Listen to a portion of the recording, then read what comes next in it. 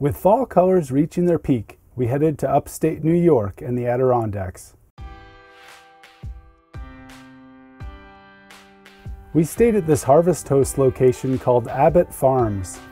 They had a farm fresh country store, a U-Pick apple orchard, and a myriad of things for the kids to do. I'm gonna go play on the slide. The slide, in fact, turned out to be an amusement park by itself. And it wasn't just the kids who enjoyed the slides, we took a ride or two ourselves. We loved meeting Windsor and Nancy Abbott, the owners of the farm.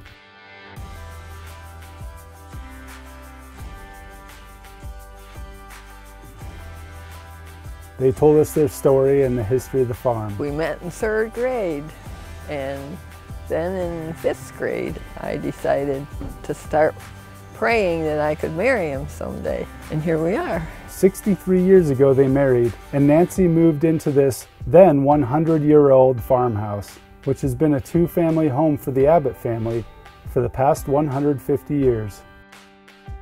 We're in central New York. My grandfather came here in 1866, and about 10 years ago we realized we just were not going to make it. We'd always had apples, but we went into pick your own items. Apples, raspberries, strawberries, blueberries. There's something about picking fruit yourself that makes it taste all the better. And then we went into what we call agro-entertainment. We want to help our city cousins to know what goes on behind the farm doors.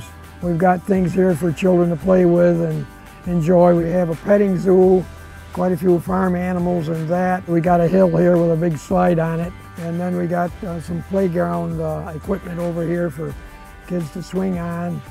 And swing we did, to our heart's content. And then we visited their country store, which had a great selection of local honeys, jams, gifts, and one of my favorites, fresh apple cider. Cider's all made right here. I like the sweet cider myself. I'm almost addicted to that, I guess. I can say that I was licking my lips too.